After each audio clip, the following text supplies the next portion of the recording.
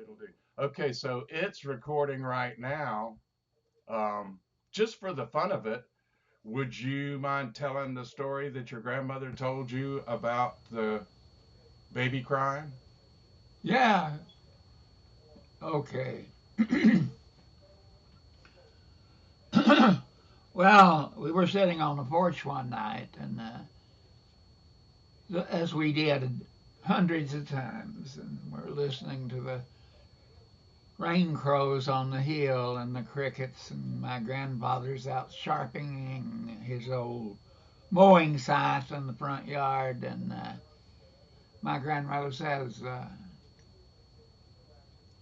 "You see that spring house there in the front yard?" And I said, "Yeah." She says, "When we moved here, that was an open field, and there was just one huge spring right there. And there was a baby drowned in that spring."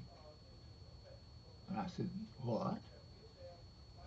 There's a baby drowned in the spring. "Oh, okay, okay. How come the baby drowned in the spring?" And I said, that sounds like 100 stories in Irish mythology, but babies drowning in springs, and then the springs were named for them and all that. She says, "Well, it turned into a troublesome thing here. Courting couples would come up here at night, and drunks would come up here at night, and they'd sit out there in the dark and wait for that baby to cry." I said, "You're kidding." "No, I'm not either."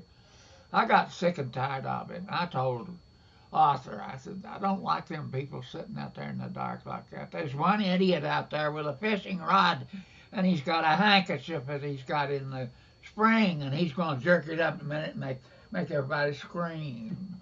Yeah. I want him gone. I want him gone." Yep. And so I told Arthur, and Arthur told the sheriff, and the sheriff came and gave him a lecture, and they quit coming.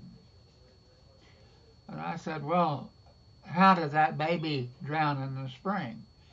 She says, "Well, I only know what I was told, but I was told that there was a girl here on the mountain somewhere up there toward Kings Mountain,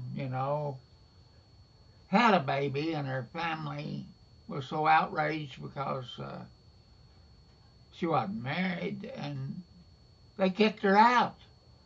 And she came down here with that baby, and she drowned it in the spring to get rid of it."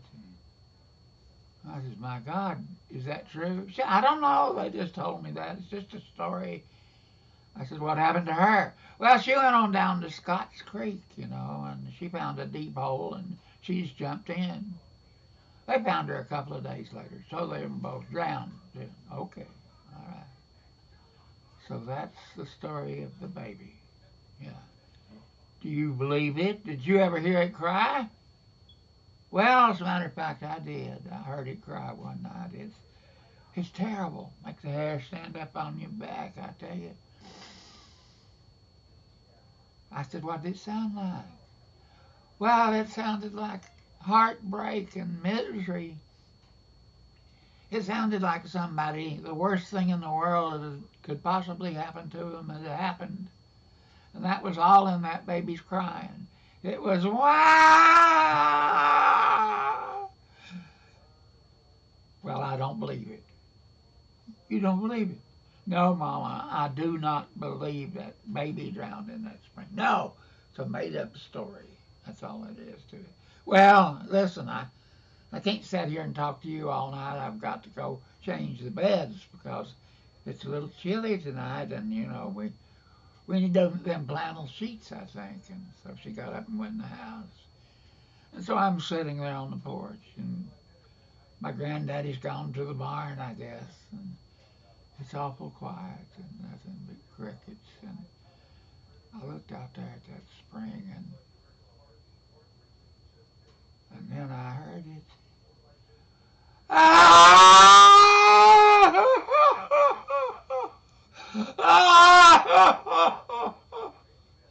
Oh, it's terrible. Saddest song I ever heard. It's awful. Yeah. I got up and went in the house, and I couldn't find my grandmother. She was not anywhere there. I went in the kitchen and the back door was open and there she was on the back porch. And I said, "There you are. Where you been?" She said I'd have to check to see if the chicken house was closed up. I said, "Did you just make that baby cry?" "What? Oh, you heard it, did you? Did it scare you?" "I told you I don't believe that." And I went back in the house and I'm pretty sure I heard her lie. She chuckled a little bit, you know. Okay. That's great.